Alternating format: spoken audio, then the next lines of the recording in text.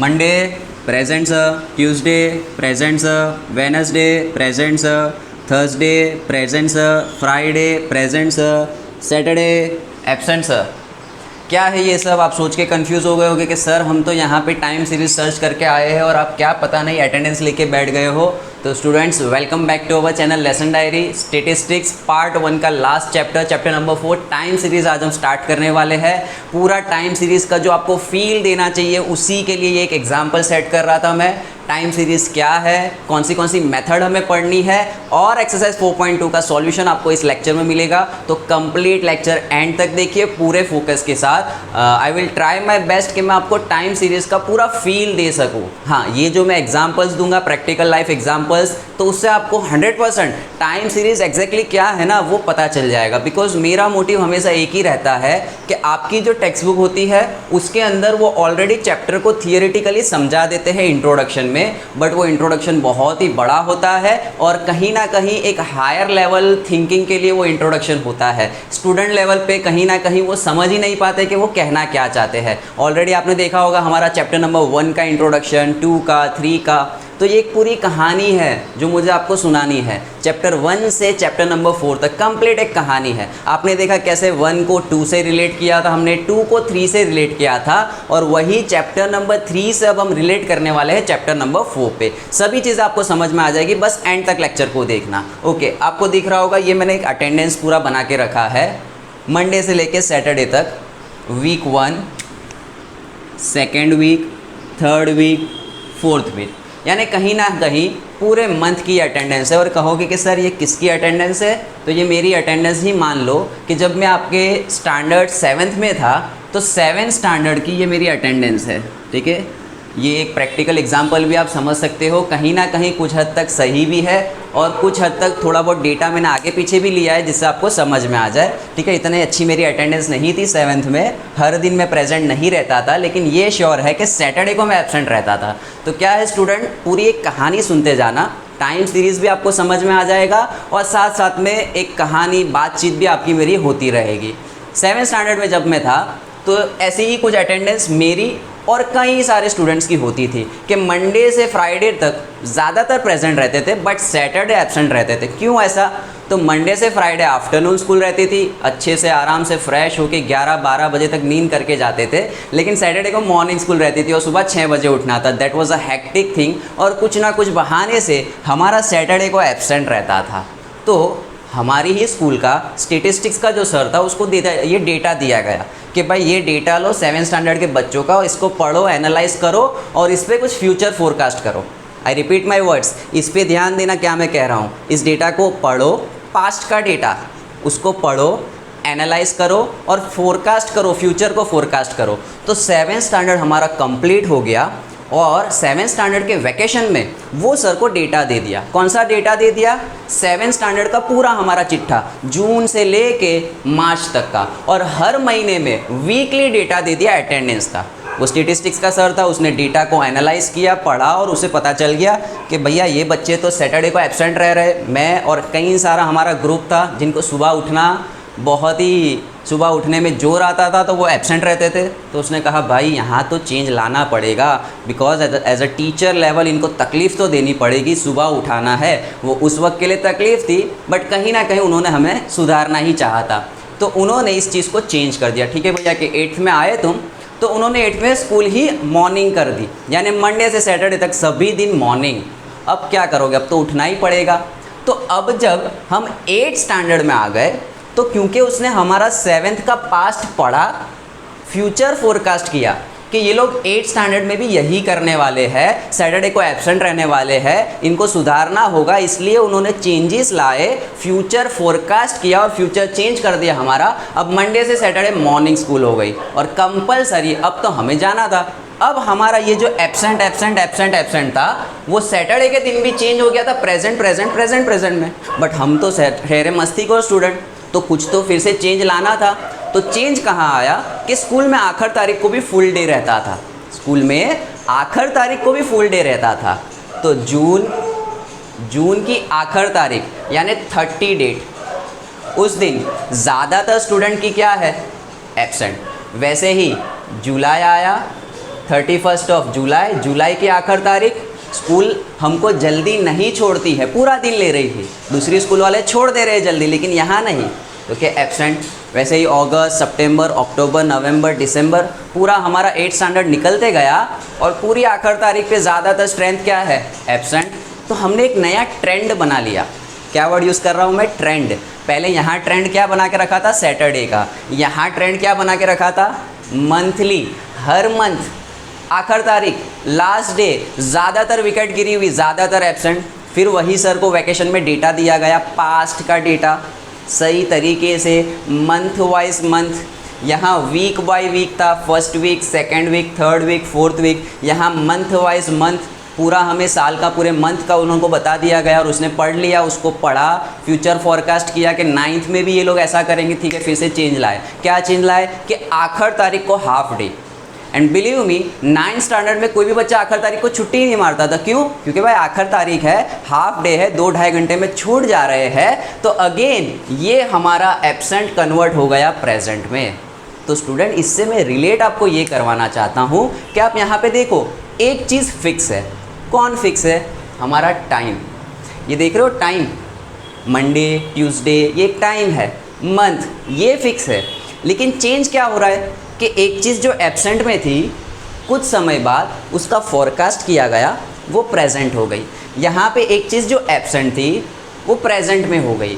तो ये जो एक एग्जाम्पल है, इससे मैं आपको ये सेट करना चाहता हूँ माइंड में कि टाइम सीरीज़ है क्या। वो जो स्टेटिस्टिक्स का सर था, उसने क्या किया, उसने पहले डेटा निकाला। अच्छा, डेटा किस वे में रखा?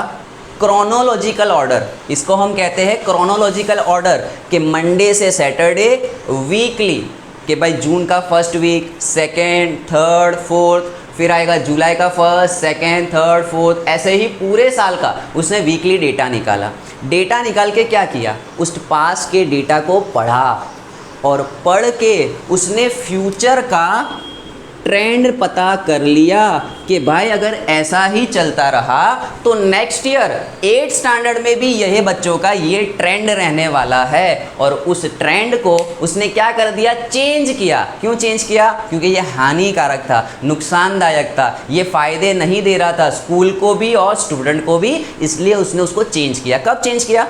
पहले तो उसने डेटा को रखा क्रोनोलॉजिकल ऑर्डर में विथ रिस्पेक्ट टू टाइम, समय समय अनुसार क्रोनोलॉजिकल ऑर्डर में डेटा को प्लेस किया, तो वो उसको पढ़ पाया, एनालाइज कर पाया, इसलिए उसने उसका फ्यूचर फोरकास्ट कर लिया। पास्ट में क्या था, फ्यूचर में क्या हो सकता है, यही है टाइम सीरीज़।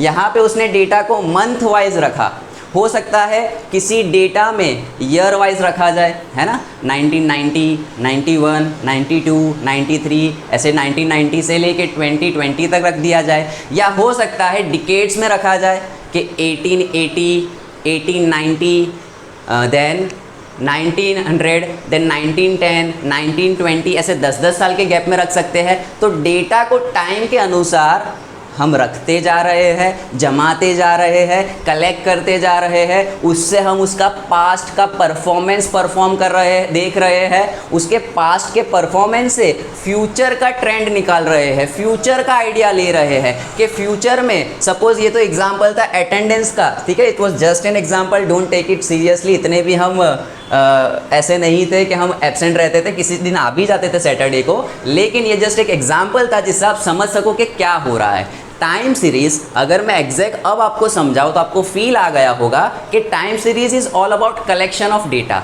डेटा का कलेक्शन है, किस तरीके से, with respect to time in a chronological order, समय समय अनुसार क्रोनोलॉजिकल ऑर्डर वाइज, यानी वीकली या मंथली या ईयरली या डिकेड्स या सेंचुरी, उसको अरेंज करना। सिर्फ अरेंज नहीं करना, उसको पढ़ना, उसका पास्ट पढ़ना और उससे हम फ्यूचर को एनालाइज कर ले, वो है time series. So it is a series of data, it is a collection of data arrange chronologically with respect to time.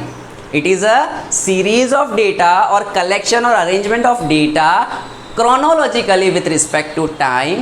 By that time series we can learn from past, and change it into the future forecast कर सकते हैं। तो students ये था आपका time series का feel. आपको ऐसा लग रहा होगा कि सर सिर्फ ये एक लाइन का तो था, एक लाइन पहले ही बता देते, बट थोड़ी बहुत स्टोरी हो जाए, पढ़ना तो होता रहता है, लेकिन साथ साथ में फील आनी चाहिए। जब तक फील ना आए ना तब तक मज़ा नहीं होती है। पूरी मैंने कहा ना अभी आपको कि ये कहानी है जो मुझे आपको सुनानी थी।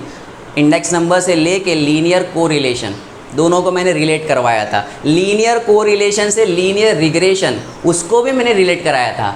अब लीनियर रिग्रेशन को मैं टाइम सीरीज़ से कैसे रिलेट करवाता हूँ वो आप देखते रहिए। टाइम सीरीज़ का फील आ गया। क्या है? डेटा को अरेंज करना है क्रोनोलॉजिकल ऑर्डर में। किसके रिस्पेक्ट में? टाइम के रिस्पेक्ट में। ये हमारा एक बहुत ही बड़ा एलिमेंट रहेगा आज के हमारे पूरे चैप्टर में। और फिर उसको हमें उससे पास्ट भी पढ़ना है और फ्यूचर भी फोरकास्ट करना है। I will use the word trend. Chapter number 3 में था फिट लाइन, वो जो लाइन थी वो हम निकालते थे, यहाँ पे उसी लाइन को हम कहने वाले हैं ट्रेंड। अच्छा, अब टाइम सीरीज़ आपको बनानी है, आपको डेटा को अरेंज करना है, उससे आपको एक सीरीज़ निकालनी है, फोरकास्ट करना है। तो एक अच्छी बात यह है कि क्वेश्चन में आपको डेटा दे देंगे। ये जो ऐसा डेटा है ना, ये डेटा आपको दे के रखेंगे। वो डेटा से आपको सिर्फ क्या करना है? सीरीज़ बनानी है। वो आपको कहेंगे कि भाई फॉर एग्ज़ाम्पल किसी चीज़ का प्रोडक्शन, किसी कार का मेंटेनेंस, किसी स्टूडेंट की अटेंडेंस, किसी कंपनी का प्रॉफिट, वो इस पर्टिकुलर ईयर में इतना था। इतने साल बाद कितना होगा? 2010, 11, 12, 13, 14, 15, 16 तक इतना था। 2020 में कितना होगा? So they will give you some data. उस डेटा से आपको टाइम सीरीज़ का ट्रेंड निकालना है। क्या फाइंड आउट करना है? ट्रेंड फाइंड करना है। जैसे चैप्टर नंबर 3 में था ना लीनियर रिग्रेशन में फिट लाइन यानी कि आपका जो इक्वेशन था y = a + bx, तो वही इक्वेशन यहाँ पे आपको निकालना है, ट्रेंड निकालना है। अब ये जो ट्रेंड निकालना है आपको, उसके लिए 3 मेथड है। Graphical method, method of least square, method of moving average. Graphical method keeping it aside, method of least square आज के लेक्चर में सीखेंगे और method of moving average next lecture. यानी 2 लेक्चर में ही आपका ये पूरा चैप्टर फिनिश हो सकता है। ज़रूर पढ़ी तो एक और 3rd लेक्चर हम लेंगे। आज हम पढ़ेंगे मेथड ऑफ लीस्ट स्क्वायर। अच्छा, ये मेथड तो प्रीवियस लेक्चर में भी आ गई। प्रीवियस चैप्टर लीनियर रिग्रेशन में भी जो हमने मेथड पढ़ी थी ना, 4 स्टेप थे, याद है? रिकॉल करो तो चारों स्टेप लीनियर रिग्रेशन के क्या था? पहले हम फाइंड करते थे बी फाइंड करने के बाद ए फाइंड करने के बाद रिग्रेशन लाइन, और रिग्रेशन लाइन में x की अलग अलग वैल्यू से क्या मिल जाता था? y मिल जाता था। तो वो जो मेथड है वो है मेथड ऑफ लीस्ट स्क्वायर। तो पहली मेथड आपके चैप्टर की है मेथड ऑफ लीस्ट स्क्वायर। बहुत ही ईजी है, सिर्फ एक ही चेंज है।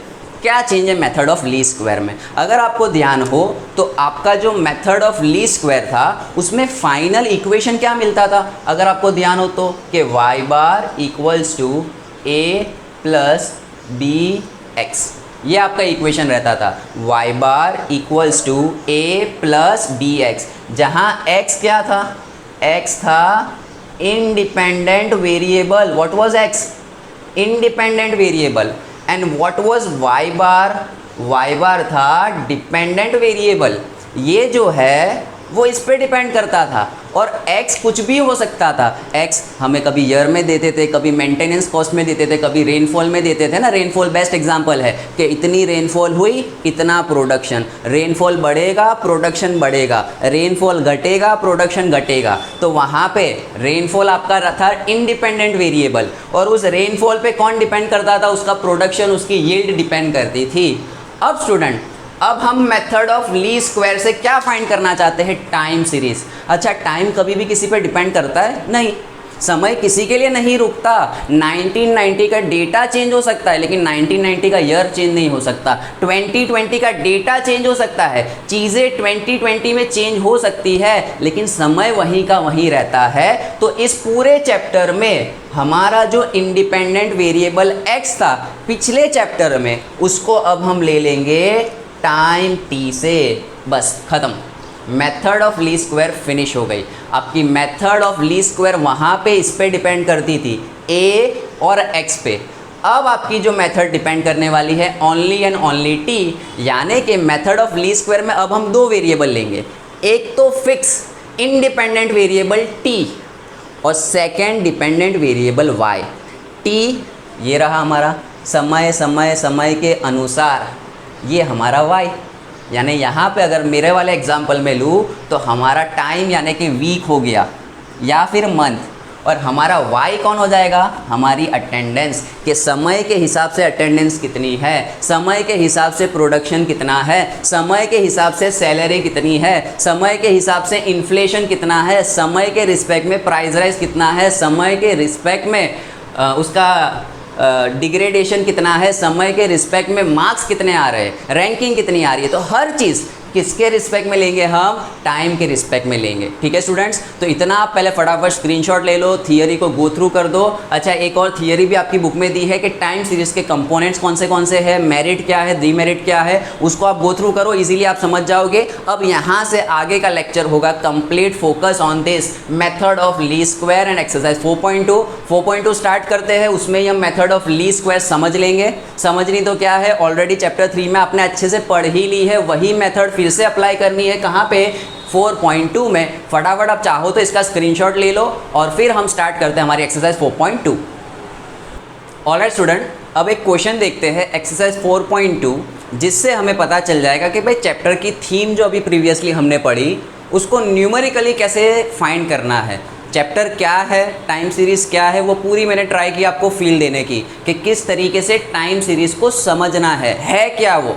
अब टाइम सीरीज से किस तरीके से आपको ट्रेंड फाइंड करना है, और चैप्टर 3 लीनियर रिग्रेशन, उसको मैं रिलेट करवाऊंगा यहाँ पे चैप्टर नंबर 4 टाइम सीरीज से। अगर आप न्यूमेरिकली एक्सरसाइज 4.2 देखो तो लीनियर रिग्रेशन की जो एक्सरसाइज है और ये दोनों सेम होगी। जैसे कि आप यहाँ पे देख सकते हो, तो आपको ऐसा सोच रहे होंगे कि सर ये तो गलत लेक्चर आपने लगा दिया, पता नहीं बीच में से आधी वीडियो चेंज हो गई। ये सब तो हम वहाँ पे चैप्टर नंबर 3 लीनियर रिग्रेशन में करते थे कि एक्स बार ढूंढा, वाई बार ढूंढा, फिर बी ढूंढा, ए ढूंढा, regression line, value of Y. Sir ये क्या कर रहे हो, टाइम सीरीज पढ़ा रहे हो कि रिग्रेशन पढ़ा रहे हो? यहाँ रिग्रेशन लाइन लिख दिया है, डोंट वरी, मैं रिलेट करवा रहा हूँ कि किस तरीके से लीनियर रिग्रेशन में जो मेथड थी, मेथड ऑफ लीस्ट स्क्वायर, वही सेम मेथड है लेकिन थोड़ा सा चेंज है। ठीक है, क्वेश्चन नंबर 1 लेता हूँ, क्वेश्चन भी पढ़ते जाएंगे। लीस्ट स्क्वायर मेथड को यहाँ कैसे अप्लाई करना है वो भी पता चल जाएगा आपको। कई सारी जगहों पे ऐसा दिखेगा कि टाइम सीरीज़ में पूरी कुछ अलग मेथड है, ऐसा कुछ नहीं है। जो लीनियर रिग्रेशन में मेथड थी वही यहाँ पे है। वहाँ पे एक्स वाई वेरिएबल था, यहाँ पे टी आ जाएगा एक्स के बदले। Okay, let's see question number 1। The information about death rate of a state in different years is given. अलग अलग ईयर 2009, 10, 11, 12, 13, 14, 15, उसका डेथ रेट दे के रखा है कि 2009 में 7.6, 6.9। So we are given 2 things. एक वेरिएबल है टाइम, वेरिएबल इसलिए कि चेंज हो रहा है, और एक वेरिएबल है डेथ रेट। देखो इसलिए मैंने यहाँ पे y लिख दिया है। देन हमें क्या करना है, fit a linear equation two find trend. मैंने आपको चैप्टर 3 में ही कहा था कि भाई कोई भी लीनियर इक्वेशन होता है ना, उसको हम ऐसे लिखते हैं y = mx + c। मैक्स के अंदर पर्टिकुलर एकदम डिटेल में अगर आप जाओ तो कोई भी लीनियर इक्वेशन, स्ट्रेट लाइन, उसका इक्वेशन होता है y = mx + c। इसको ऐसा भी लिख सकते हो y = c + mx, जहाँ c कांस्टेंट होता है, x वेरिएबल होता है। तो देख लो ना, रिलेट करो ना। चैप्टर नंबर 3 में भी मैंने रिलेशन आपको बताया था कि ये इक्वेशन यहीं से आया है, दोनों सेम है, लेकिन क्योंकि ये स्टेटिस्टिकल डेटा है, आपके जो सिंबल्स है वो चेंज कर दिए हैं। अब हम क्या करेंगे, अब हमारा वेरिएबल चेंज हो गया है, फिर से ये कहते हैं कि ट्रेंड फाइंड करो। तो स्टूडेंट वहाँ पे जो फिट लाइन था, रिग्रेशन लाइन था, यहाँ पे इसी चीज़ को हम क्या कह देने वाले हैं कि हम क्या फाइंड कर रहे हैं, ट्रेंड फाइंड कर रहे हैं। Clear student? तो अब जो हमें इक्वेशन मिलेगा वो किसके लिए होगा, ट्रेंड। सेकेंड चेंज क्या है, वहाँ पे इंडिपेंडेंट वेरिएबल था x, यहाँ पे तो टाइम दिया हुआ है, तो मैं जहाँ जहाँ x है वहाँ पे टाइम ले आऊँगा। आपको ध्यान हो तो ये सारी फॉर्मूला आपको याद आ रही है ना, ये पूरे के अंदर कंप्लीट जहाँ जहाँ x है ना वहाँ वेरिएबल चेंज कर दो टाइम, क्योंकि अब हमारा इंडिपेंडेंट वेरिएबल कौन है, टाइम है। तो देखो मैं यहाँ से स्टार्ट करूँगा, इस वेरिएबल x को चेंज करके क्या लिख दूंगा, टाइम। यहाँ भी क्या ले लेता हूँ, टाइम, यहाँ भी टाइम। अच्छा, तो अब मैं सिग्मा x बार नहीं फाइंड करूँगा, मैं फाइंड करूँगा t बार। ओके, y को ऐसा ही रहने देना है। यहाँ भी जहाँ x है वहाँ t, जहाँ x है वहाँ t। ताकि क्या है आपको फॉर्मूला वगैरह में भी इतनी कन्फ्यूजन ना हो कि फॉर्मूला क्या है, इतनी सारी फॉर्मूला हमें लर्न करनी है। नहीं, आपको इतनी सारी फॉर्मूला लर्न नहीं करनी है। यहाँ भी क्या ले लेंगे, टी। और इस वाले में फाइनली वैल्यू ऑफ वाई यहाँ पे हम चेंज कर देंगे, वैल्यू नहीं, हम उसको कहेंगे ट्रेंड एट पर्टिकुलर टाइम, यानी गिवन टी की वैल्यू के लिए वाई की वैल्यू कितनी होगी। समझ में आ गया स्टूडेंट किस तरीके से चेंजेस है? इसको कहते हैं लीस्ट स्क्वायर मेथड। फ्यूचर में कभी भी कहीं भी आप कॉलेज में भी आओगे तो आएगी लीस्ट स्क्वायर मेथड। तो मेथड ऑफ लीस्ट स्क्वायर इसी को कहते हैं दो वेरिएबल से पहले बी फाइंड करो, ए फाइंड करो, उनकी लाइन फाइंड करो और उससे अलग अलग वैल्यूज़ फाइंड करो, इसको कहते हैं method of least square. Okay चलो अब इस सम को सॉल्व करते हैं। आप कहोगे कि सर टी तो देके ही नहीं रखा है, क्या हमें इसको टी लेना है? नहीं, क्वेश्चन में आपको जो सीक्वेंस में देके रखा होगा, हमेशा ईयर सीक्वेंस में देंगे। जैसे यहाँ 2009 है, 10 है, 11 है, 12, 13, 14, 15, तो यहाँ से स्टार्ट करना है। इसको मैं कहूँगा ये है मेरा फर्स्ट टाइम पीरियड, ये है मेरा सेकंड टाइम पीरियड, ये है थर्ड, ये fourth, fifth, sixth, seventh. Clear? हो सकता है कभी कभी क्वेश्चन में ऐसा दे कि 1990, फिर दे दे 2000, फिर 2010, फिर 2020, तो 1990 को दे देना है 1, फिर 2000 को दे देना है 2, 2010 को 3, 2020 को 4। यानी कि जो भी गैप होंगे ना वो हमेशा इक्वल इंटरवल में आपको दे के रखेंगे। अगर आपको मंथ दे के रखा है तो मंथ होगा जैन, फेब, मार्च, अप्रैल में, तो फिर मंथ में लाइन वाइज 1 से लेके नंबर्स देते जाने आपको। इसका मतलब 2015 क्या है 7, आगे 2016 होता तो 8, 2019 होता तो 9, 2020 होता तो 10। क्लियर? चलो अब तो पता गया, अब तो कुछ भी नहीं है। Now what you can do, you can pause the video and you can find everything. लेकिन ठीक है, साथ साथ में ही करते हैं। जो स्टूडेंट्स चाहे वो वीडियो पॉज करके ये सारा डेटा ले, और जो स्टूडेंट चाहते हैं वो साथ साथ में करे। चलो टी का स्क्वायर चाहिए, 1, 4, 9, 16, 25, 36 और 7 का आएगा 49। Now what you do student, अब आप वीडियो पॉज करो। वीडियो पॉज करके ये पूरा कॉलम जहाँ जहाँ हमें क्या चाहिए सिग्मा टी, तो आप ये कॉलम फाइंड करोगे, ये कॉलम फाइंड करोगे और ये कॉलम फाइंड करोगे। After finding T bar, Y bar, सारी वैल्यूज़ को यहाँ पुट करके क्या फाइंड करो, बी फाइंड करो। बी के बाद आप क्या फाइंड करोगे, ए फाइंड करोगे। ए फाइंड करने के बाद आप क्या फाइंड करोगे, अब हम कहेंगे इसको नाम बदल के ट्रेंड फाइंड करोगे। ट्रेंड फाइंड करो। क्वेश्चन को कंप्लीट मैं करवाता हूँ। Pause the video and start it. Alright student, I hope so आपने अच्छे से सॉल्व किया होगा और आपका ये कैलकुलेशन इस तरीके से आता होगा। आपका B आएगा -0.07, A आएगा 7.41, ये आएगा आपका इक्वेशन ऑफ ट्रेंड और ये फाइनल आंसर 6.78। अच्छा, कैसे कैलकुलेशन किया वो देख लो एक बार। हमारे पास ईयर दिया हुआ था, उससे पहले हमने T ले लिया 1 से 7, फिर T स्क्वायर फाइंड किया, फिर Y इंटू टी, यहाँ पे मिस्टेक मत करना, Y को T के साथ, तो ये दोनों का मल्टीप्लिकेशन 7.6, ये दोनों का मल्टीप्लिकेशन 13.8, ये दोनों का multiplication 21.3। In the same way ये पूरा y multiply by T, this is y। ठीक है, आप लोग अच्छे से बुक में बड़े पेज में आप यहाँ पे नोटेशन जो लिखो तो हो सके ब्लैक पेन या रेड पेन से लिखो, ब्लैक पेन यूज़ करो ताकि वो नज़र में आएगा। फिर हमने फाइंड कर लिया सिग्मा y, ये है sigma T square and sigma T Y. Sigma y है 49.9, सिग्मा t है 28, sigma T square 140, sigma T Y 197.6। You will find T bar कैसे ढूंढोगे, सिग्मा टी बाई एन, जितना t का टोटल है 28 और कितने ऑब्जर्वेशन है 7, तो टी बार आया 4। Then y bar, sigma y, so sigma y is 49.9 divide by 7, you got y bar. आपके पास t बार है, आपके पास y बार है और सारी वैल्यूज़ है उसको पुट कर दी कौन सी फॉर्मूला में, b की फॉर्मूला में। अब वो जो x y वाली फॉर्मूला है वही याद रखनी है, n sigma X Y minus sigma X sigma Y upon में n sigma X square minus sigma X the whole square. लेकिन x को रिप्लेस किससे कर देना है, t से। चलो n के बदले 7, सिग्मा t इंटू वाई, ये रहा टी वाई, उसका सिग्मा 197.6 माइनस सिग्मा टी 28 है, सिग्मा वाई 49.9, नीचे n के बदले 7, सिग्मा टी स्क्वायर के बदले 140, ये रहा sigma T square. Minus sigma T है 28 उसका स्क्वायर कर दिया, ठीक है, यहाँ मिस्टेक ना हो जाए। देन इसको सॉल्व किया तो आपको ये दो चीज़ें मिली। देन ऊपर सब्ट्रैक्ट किया तो आंसर आया नेगेटिव। ऊपर सब्ट्रैक्शन करोगे ना, छोटे में से बड़ा माइनस करना है, -14 आपका बी आया माइनस।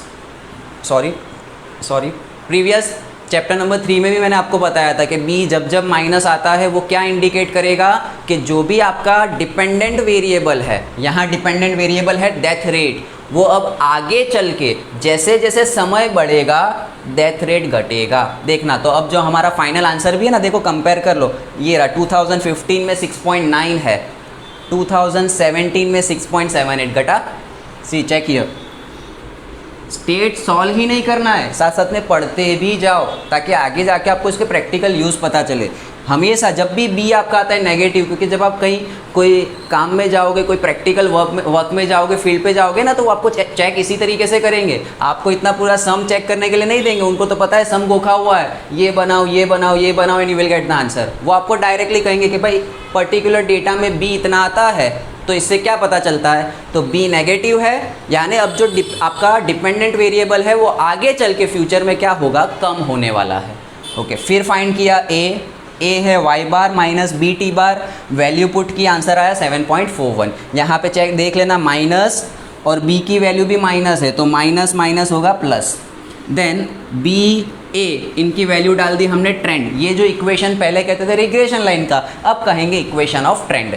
इक्वेशन ऑफ ट्रेंड मिला 7.41 माइनस 0.07 टी।